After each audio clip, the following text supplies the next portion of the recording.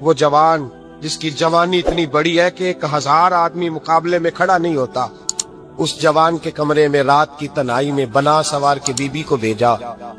وہ be be کہتی ہے میں ساری رات بن سور کے اس صحابی کے کمرے میں بیٹھی رہی، لیکن یہ کیا شخص تھا، ساری رات ہی مصلے پہ بیٹھا رہا، ساری رات ہی۔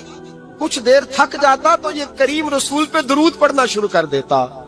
بی بی کہتی ہے سحری ہو گئی تو میں نے چھو کے دیکھا کہ انسان ہے کہ جن ہے، یہ بندہ ہے کہ فرشتہ ہے، چھو کے دیکھا، کہنے لگے پیچھے ہٹ جا۔ میں نے کہا میں نے تو سنا تھا تو 1000 کے مقابلے میں ہے اور تو اتنا بے حس ہے کہ بنی سوری دلہن بیٹھی ہے، تو نے نظر نہیں کی؟ عبداللہ بن حذافہ، بی بی کہتی ہے نظر پھر نہیں اٹھائی، نظر پھر جھکی ہوئی ہے۔ کہنے لگے بی بی میں مجبور ہوں، اب میرے اوپر کوئی حسن نہیں چلتا، میں نے جلوائے بدوحا کا دیدار کیا ہوا ہے، اب میری نگاہوں میں جچتا نہیں کوئی، اس لیے کہ جیسے میرے سرکار ہے ایسا نہیں کوئی۔ کبھی بھی اب نہیں کسی کا میرے اوپر جادو چلتا۔ میں نے مصطفیٰ کو اور کہا ذرا پیچھے ہٹ کے بیٹھ، مجھے میرے رسول نے غیر محرم سے بچنے کا حکم دیا ہے، ذرا پیچھے ہٹ کے بیٹھ۔ سحری کا وقت تھا۔ وہ بی بی کہتی ہے اس نوجوان کے جملے میرا سینہ چیر گئے، کلیجہ پھٹ گیا، چیخ نکلی، میں کفر کے عالم میں روئی۔ میں نے کہا مجھے بتا تو صحیح، آخر یہ جذبہ کہاں سے ملتا ہے، آخر یہ روشنی تو میں نے دیکھی نہیں، کہاں سے آتی ہے؟ ایک میرا باپ ہے جو بنا سور کے مجھے تیرے کمرے میں چھوڑ گیا، بتلا یہ کہاں سے کیف آتے ہیں؟ عبداللہ بن حذافہ کہنے لگے اگر کیف لینا ہے تو بھی میرے مصطفیٰ کا کلمہ پڑھ جا، آجا دروازے رسول پہ جھک جا، مل جائے گا۔ سویرے دروازے پہ باپ آیا بیٹی سے رزلٹ لینے، دروازہ کھولا تو بیٹی نقاب پہنے باہر آئی۔ باپ کہنے لگا کیا بنا؟ کہنے لگی پیچھے ہٹ جا، تو غیر محرم ہے، کافر ہے، میں مسلمان ہوں۔ اس نے کہا کیا ہوا؟ کہنے لگی تیرے جیسے کو باپ کہوں، تیرے جیسے کو جو مجھے استعمال کر رہا تھا؟ میں تجھے باپ نہیں مانتی، میں اب رسول والی ہو گئی، میں حضرت فاطمہ کی کنیزہ ہو گئی، میں اب نبی کریم کی خادمہ ہوں، خبردار میرے قریب نہ آنا۔ یہ داؤ بھی ناکام ہوا۔ اب حضرت عبداللہ بن حذافہ کے سامنے موت کھڑی کی، ایک کڑا میں تیل گرم کیا، کہنے لگے تجھے اس میں جلایا جائے گا۔ حضرت عبداللہ بن حذافہ رضی اللہ تعالیٰ عنہ جب جلنے کے قریب ہوئے تو رونے لگے۔ روم کا بادشاہ کہنے لگا شاید ڈر گیا ہے، کہنے لگے اب سمجھ آئی ہے، اب تجھے پتا چلا ہے، چلا جا۔ حضرت عبداللہ بن حذافہ کہنے لگے تو کافر ہے، تیری کافروں والی سوچ ہے، اس لیے نہیں رویا کہ موت سے ڈر گیا ہوں، میں تو اس لیے رویا ہوں کہ ایک جان ہے وہ نبی پاک پہ قربان ہو رہی ہے، کاش رب مجھے 1000 جان دیتا، میں ساری مصطفیٰ پہ قربان کر دیتا۔ بزرگ متفقہ طور پہ لکھتے ہیں، فرماتے ہیں جو گند کے ساتھ دوسرے گھر میں تاڑتا ہے وہ اپنے گھر کی خیر منا لے، جو گندی نظر دوسروں پہ رکھتا ہے وہ اپنے گھر کی خیر منا لے، اس لیے کہ جو جرم وہ کسی کے کھاتے میں ڈالے گا وہ سزا بن کے اس کے گھر کی طرف لوٹا دیا جائے گا، جو بدکاری وہ کسی کے کھاتے میں ڈالے گا وہ سزا بن کے اللہ اس کے گھر کی طرف لوٹا دے گا۔ اگر اپنے گھر کو پاک رکھنا چاہتے ہو تو دوسروں کی طرف پاک نظر رکھنی شروع کر دو۔ اگر چاہتے ہو کہ تیرا گھر بے عجیب معاملہ ہے نا، بیٹے کو تو پسند کی شادی کی اجازت ہے تو بیٹی کو اجازت کیوں نہیں؟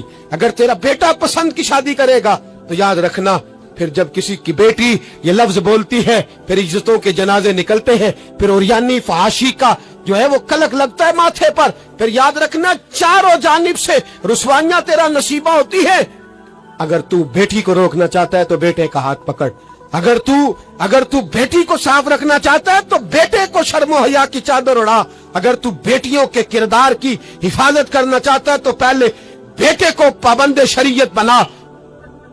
ایک بہت بڑا گناہ بدنگاہی کا گناہ ہے۔ آپ کو پتہ ہے ہمارے ملک کے اندر بدکاری، زنا اور بے حیائی کی شرح کتنی بڑھتی جا رہی ہے، کس قدر بڑھتی جا رہی ہے۔ وہ لوگ جو نکاح کر لیتے ہیں وہ بھی اپنی نگاہوں کو، میں اکثر کہتا ہوں، حضور نے فرمایا نکاح آدھا ایمان ہے، جس نے نکاح کر لیا اس کا ایمان مکمل ہو گیا، تو جو نکاح کے بعد بھی باز نہ آیا میں اس کو بے ایمان نہیں کہتا، لیکن نبی پاک نے فرمایا جو نکاح کر لے اس کا ایمان ہے، بولیے ایمان، محفوظ ہو گیا اس کا ایمان، سارے بولیے ایمان، اور جو پھر بھی باز نہ آئے، حضور کہہ رہے ایمان مکمل ہو گیا، اور جو نہ باز آیا کیا فتویٰ دیا جائے حدیث کی روشنی میں؟ میرے نبی پاک کی بارگاہ میں عورتیں آئیں توبہ کرنے، بیعت کرنے، مسلمان ہونے، تو حضور بیعت لیتے وقت فرمانے لگے میرے ساتھ وعدہ کرو، جھوٹ نہیں بولو گی، غیبت نہیں کرو گی، زنا نہیں کرو۔ ایک عورت بول پڑی، کہنے لگی یا رسول اللہ صلی اللہ علیہ وسلم میں مسلمان تو نہیں پر خاندانی ہوں، میرے گھر والوں کے ذہن میں بھی کبھی زنا کا خیال نہیں آیا، ہم تو اسے خاندانوں کے وقار کے خلاف سمجھتے ہیں۔ روز بری نظر سے کسی کو دیکھنا اور کسی کے بارے میں غلط باتیں، ناراض نہ ہونا۔ بہت سارے بوڑھے بھی لذت لے لے کے جرم بیان کرتے ہیں، گناہ بیان کرتے ہیں، غلط باتیں کرتے ہیں، کسی عورت کے بارے میں تبصرہ کرتے ہیں۔ کیا سمجھتے ہیں مرد اور عورت معاذ اللہ تعالیٰ ایک کمرے میں جا کے بدکاری کرے تو وہی زنا ہے؟ میری طرف دیکھیے اور جھانک کر کے سنیے کیا عرض کر رہا ہوں، ادھر دیکھیں میری طرف۔ نبی پاک صلی اللہ علیہ وسلم نے فرمایا زنا زبان کا بھی ہوتا ہے، زنا کان کا بھی ہوتا ہے، زنا آنکھ کا بھی ہوتا ہے۔ حضور کس طرح؟ فرمایا جس نے گند دیکھا اس نے آنکھ کا زنا کیا، جس نے لذت لے کے سنا چپ نہیں کرایا، پوری بات سنی، وہ بھی زانی ہے، اور جس نے گندی بات بولی وہ منہ کا زانی ہے، جس نے گند سوچا وہ دماغ کا زانی ہے۔ اور زانی کو سب سے پہلی سزا اللہ یہ دیتا ہے کہ سجدے کی لذت چھین لیتا ہے، عبادت کا سرور چھین لیتا ہے، اس کا نماز میں دل نہیں لگتا۔ قرآن میں سب سے پہلی سزا اسے اللہ اپنے دروازے سے دور کر دیتا ہے۔ ایک سنار نے گلی میں ایک یتیم چھوٹے سے بچے کو گھومتے دیکھا تو سنار بے اولاد تھا، بچے کو اٹھا کے گھر لے آیا۔ 18 سال اس بچے کی پرورش کی، اس کو پالا پوسا، جوان کیا۔ سنار کے پاس وہ دکان پہ چلا جاتا، وہ کئی دفعہ دکان پہ رہتا، کئی دفعہ گھر میں رہتا۔ ایک دفعہ وہ دکان پہ تھا، بچہ گھر تھا، 18 سال کا جوان، اس کی بیوی اکیلی تھی۔ وہ جس نے ماں بن کے پالا تھا اس نے اسی پہ حملہ کر دیا، اس کا بازو بری نیت سے تھاما، بیوی چیخی۔ تھوڑی دیر گزری تو وہ نوجوان پیروں میں بیٹھ گیا، کہنے لگا اماں پتہ نہیں مجھے کیا ہوا۔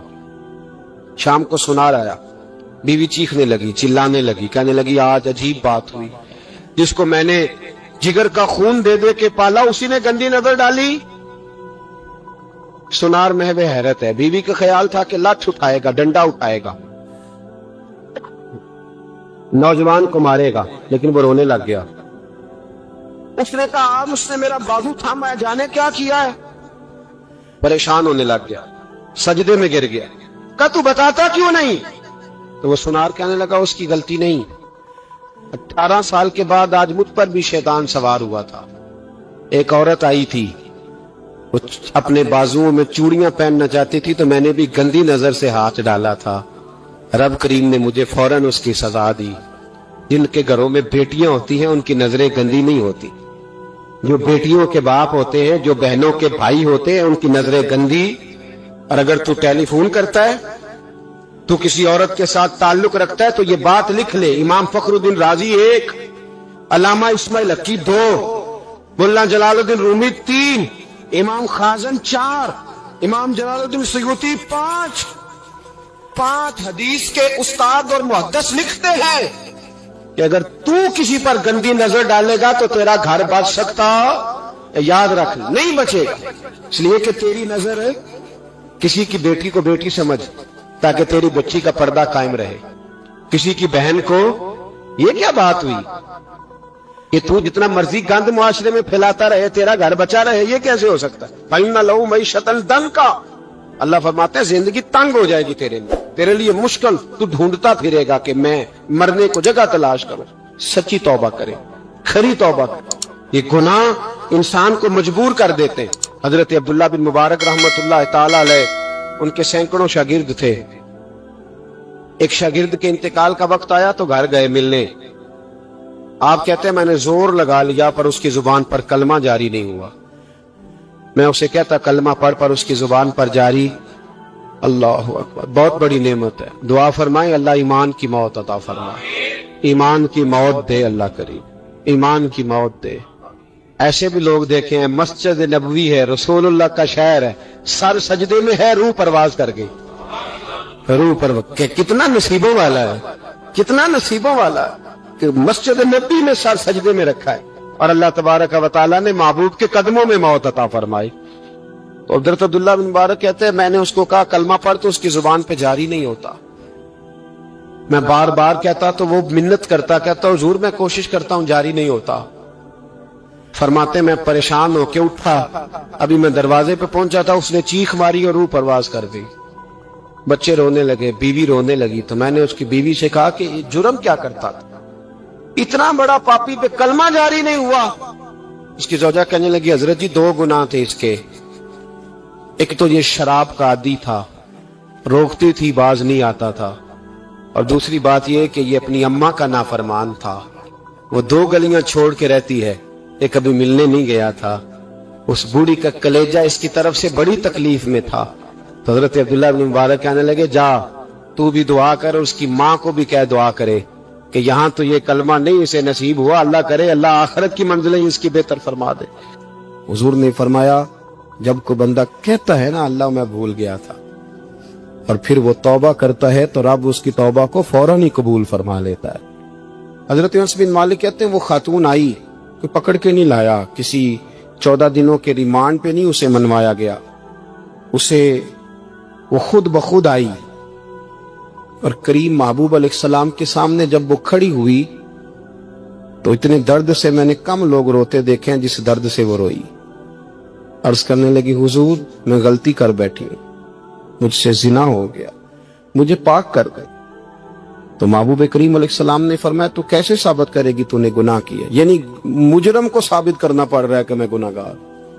یہ وہ کمال ہے کہ انسانوں کو احساس ہونے لگے کہ یہاں ہم غلط ہیں۔ جب اعتراف جرم ہوتا ہے، جب بیماری کی تشخیص ہوتی ہے تو پھر اس کا علاج بھی ہو جاتا ہے۔ حضرت انس بن مالک کہتے ہیں وہ عرض کرنے لگی حضور میرے پیٹ میں ناجائز بچہ ہے۔ حضور نے فرمایا جا جب بچہ پیدا ہو تو پھر آنا۔ وہ 8 ماہ کے بعد آئی تو اس کی گود میں پھول سا بچہ تھا۔ حضور نے فرمایا واپس جا، جب روٹی کھانے لگ جائے تو پھر آنا۔ وہ 2 سال 2.25 سال دودھ پلاتی رہی، پھر جب آئی تو بچے کے ہاتھ میں روٹی کا ٹکڑا تھا۔ کریم محبوب صلی اللہ تعالی علیہ وسلم سے آ کے جب اس نے بات کی تو وہ درد سے روئی، کہنے لگی یا رسول اللہ 3 سال ہونے کو ہیں، میں نے گناہ کیا ہے، میں ساری رات سو نہیں پاتی۔ حضور تڑپتی اگر اس حال میں مر گئی تو اپنے رب کو کیا منہ دکھاؤں، مجھے پاک کر دے، میرے حال پہ رحم فرمائے۔ محبوب کریم صلی اللہ علیہ وسلم نے بچہ ایک صحابی کو دیا، فرمایا بچوں کی طرح پالنا، اور کہا اسے لے جاؤ، پتھر مار مار کے اسے سنسار کر دو۔ صحابہ کہتے ہیں اسے پتھر لگ رہے تھے اور حضور بے چینی کے ساتھ ٹہل رہے تھے۔ آ کے خبر دی حضور وہ تو وصال کر گئے، انتقال ہو گیا۔ فرمایا یہاں تک تو بات اس کی تھی۔ حضرت انس بن مالک کہتے اب محبوب کریم نے صحابیات سے فرمایا اسے غسل دو، کفن پہناؤ، جنازہ تیار ہو جائے تو مجھے خبر کرنا۔ حضرت انس بن مالک کہتے ہیں غسل ہوا، کفن ہوا، جنازہ تیار ہوا تو حیران ہم تب ہوئے جب میرے محبوب نے فرمایا صفے بناؤ، میں خود جنازہ پڑھاؤں گا، میں خود جنازہ پڑھاؤں گا۔ اور سرکار نے جنازہ پڑھایا تو ایک شخص کی زبان سے نکلا حضور اس ملعون کا معاذ اللہ جنازہ جس نے ناجائز بچہ جنا، اس کے لیے آپ دعا کر رہے ہیں، جنازہ پڑھا۔ اور حضور فرمانے لگے خاموش ہو جاؤ، تم نے گناہ دیکھا ہے اس کا احساس نہیں دیکھا، تم نے غلطی دیکھی ہے لیکن اس کی توبہ کا انداز نہیں دیکھا۔ اور صاحب کنز العمال نے یہ لفظ نقل کیے ہیں کہ کریم محبوب فرمانے لگے اس نے تو ایسی شاندار توبہ کی ہے کہ اگر میں اپنی ساری امت میں بانٹ دوں تو اللہ سب کی مغفرت فرما دے گا۔ احساس جب پیدا ہو جاتا ہے نا اپنے دل کے اندر کہ یہاں میں غلط ہوں، ان العبد اذا اعترف ثم تاب تاب اللہ علیہ، او کما قال نبی صلی اللہ علیہ وسلم، رواہ مشکات۔ بھائیو آج ہمارے سجدے بے کیف ہیں، آج لوگ غلط جگہ پہ گھنٹوں بیٹھے رہتے ہیں، مسجدوں میں لوگوں کے دلوں کو گھبراہٹ ہوتی ہے، لوگ بھاگتے ہیں۔ میرے نبی پاک نے فرمایا تو نظر کو پاک کر لے، اللہ تیری عبادت میں لذت پیدا فرما دے گا۔ میرے بھائی یاد رکھ لیں اور سن لیں، سب سے کمزور آدمی وہ ہے جس کا ذہن پاک نہیں، سب سے کمزور آدمی وہ ہے جو کردار کا غلط ہے۔ ایک بات میں نے پڑھی، آپ یقین کریں میرا دل کرے کہ میں آگ لگا دوں اس عنوان کو جس پہ گندگی لکھی جاتی ہے، ان اخباروں کو، ان چیزوں کو جس پہ گند لوگوں کے دلوں میں. وہ انڈیا کی ایک وزیر اعظم عورت گزری تو کسی نے اس سے کہا کہ پاکستان نے تو تمہیں شکست دی ہے، تم جیت نہیں سکے بڑا ملک ہو کے. کہنے لگی کوئی بات نہیں، تھوڑا وقت ٹھہر جاؤ، ہم ان پر تہذیبی یلغار کریں گے، ان کے گھروں میں ننگا ناچ کریں گے، یہ گندی تصویریں دیکھیں گے، یہ گند میں الجھ جائیں گے. اور جو قوم گند میں الجھ جایا کرتی ہے وہ پھر کسی سے لڑنے کی طاقت نہیں رکھتی، اس کے اندر ڈٹ جانے کی ہمت نہیں ہوتی، اس کی غیرت کے جنازے نکل جاتے. دل کرتا ہے جل جائے وہ جل جائے جہاں سے برائی پھیلتی، تباہ ہو جائے وہ علاقے جہاں سے گند ہوتا ہے. لوگ گند کی کمائی کھاتے ہیں، گند کی. ایکٹروں کے ساتھ کھڑے ہو کے فوٹویں کھچاتے ہیں اور گناہ پہ فخر کرتے ہیں، اور گندے لوگ کہتے ہیں اللہ کا فضل ہے ہم گند پھیلا رہے ہیں، ثم معاذ اللہ. لوگ گناہ پہ فخر کرتے ہیں چوکوں چوراہوں میں. محمد بن قاسم آئے ہندوستان پہ راجہ دہر کے مقابلے میں، نوجوان میری طرف دیکھے اور صحیح ہو کے بیٹھے، خاصے صحیح ہو کے بیٹھے، تقریر نہیں کر رہا، جذبات کا. میرے جذبات سنے، دل کے پھپولے جل رہے ہیں سینے کے داغ سے. اللہ کی قسم روح کی گہرائی سے بات کر رہا ہوں، وہ بات کر رہا ہوں جو سینہ کہہ رہا ہے کہ پھٹ جائے اور کہنا نہ پڑے. قرآن و حدیث پڑھتے ہیں اور پھر اپنا حال دیکھتے ہیں تو لگتا یہ ہے کہ عذاب قریب آ گیا ہے، لگتا ہے زمین پھٹنے والی ہے، آسمان گرنے والا، لگتا ہے قریب آ گیا ہے سارا کچھ. سمجھے کہ عرض کر یہ بات اگر آپ سمجھ گئے تو قیمت وصول ہو گئی. اس کو سمجھ گئے تو سمجھ لیں آپ کے مزاج کے اندر اللہ نے تبدیلی پیدا کر دی. محمد بن قاسم 18 سال کا جوان، ایک عورت کی عزت پر راجہ دہر ہندو نے حملہ کیا، محمد بن قاسم بچانے آئے. جب ہندوستان آئے فوج تھوڑی تھی، علاقہ تھوڑا تھا، راجہ دہر کی فوج بہت زیادہ، اور پھر اپنا عرب چھوڑ کے یہاں آ کے ہندوستان میں اس کے علاقے میں اس پہ حملہ کرنا، حالات خراب تھے. محمد بن قاسم پریشان ہے. ایک بزرگ نے دیکھا، کہنے لگے پریشان کی ہو؟ کہنے لگا سوچتا ہوں علاقہ بھی اس کا، فوج بھی اس کی، میرے فوجیوں کو تو رستوں کا بھی نہیں پتا، کیسے جنگ کریں گے، کدھر سے آئیں گے، اور پھر ہمیں زبان بھی نہیں آتی، کیسے کام ہوگا، ڈر رہا ہوں. 2-4 دن گزرے تو محمد بن قاسم اشاش بشاش ہو گئے. اور بزرگ کہنے لگے خیر ہے، بڑے مطمئن ہو گئے ہو. کہنے لگے بس راجہ دہر ہم سے مقابلہ نہیں کر سکتا، راجہ دہر ہمارے مقابلے میں کھڑا نہیں ہو سکتا. وہ گرا کے گرا، وہ لڑکھڑایا کے لڑکھڑایا، ریزہ ریزہ ہو جائے گا. آپ کو کیسے خوشخبری مل گئی؟ کہنے لگے مجھے پتا چلا ہے کہ راجہ دہر ذہن کا گندا ہے، وہ تو چچا کی بیٹی کو نہیں چھوڑتا، ماموں کی بیٹی کو نہیں چھوڑتا، خالہ کی بیٹی کو گندی نظر سے دیکھتا ہے. جس کا ذہن گندا ہوتا ہے وہ کسی کا مقابلہ نہیں کر سکتا. ہمیں فتح ہوگی، فتح، وہ گرے گا. وہ بزرگ کہتے ہیں میں سمجھ گیا کہ واقعی سے فتح ہوگی. آج کشمیر کیوں آزاد نہیں ہو رہا، فلسطین میں آگ کیوں لگی ہوئی ہے؟ مسلمان جب تک ذہن کا گندا ہے کمزور ہے، جب تک ذہن کا ناپاک ہے کمزور ہے. حضرت سعد بن ابی وقاص رضی اللہ تعالیٰ عنہ فرمایا کرتے تھے اللہ مسلمان کی مدد اتنی دیر تک کرتا رہتا ہے جتنی دیر تک مسلمان کا ذہن صاف رہتا ہے، کردار پاک رہتا ہے. آگ اس لیے معاشرے میں لگی ہے. نوجوانوں تم کہتے ہو کامیابیاں نہیں ملتی، اسے کیسے کامیابی مل سکتی ہے جس کا ذہن ہی صاف نہیں؟ وہ کیسے دنیا کی بازی جیت سکتا ہے جس کی نگاہ ہی پاک نہیں؟ وہ کیسے آگے بڑھ سکتا ہے جس کے کردار میں پاکیزگی نہیں؟ اپنے آپ کو پاک کر لو، اللہ ہر مشکل میں تمہاری مدد فرمائے گا، ہر رستے میں تمہاری مدد فرمائے گا. اور میں نے کہا جب آدمی ناپاک ہوتا ہے تو رب کریم اس سے عبادت کی لذت چھین لیتا ہے. اور اللہ کی سب سے بڑی سزا یہ ہے کہ کسی کو سجدہ نہ لمبا کرنا دے. رب کریم سب سے زیادہ اس سے ناراض ہے جس کو قرآن پاک کی کھولنے کی توفیق نہ ہو. سب سے زیادہ رب کریم اس شخص سے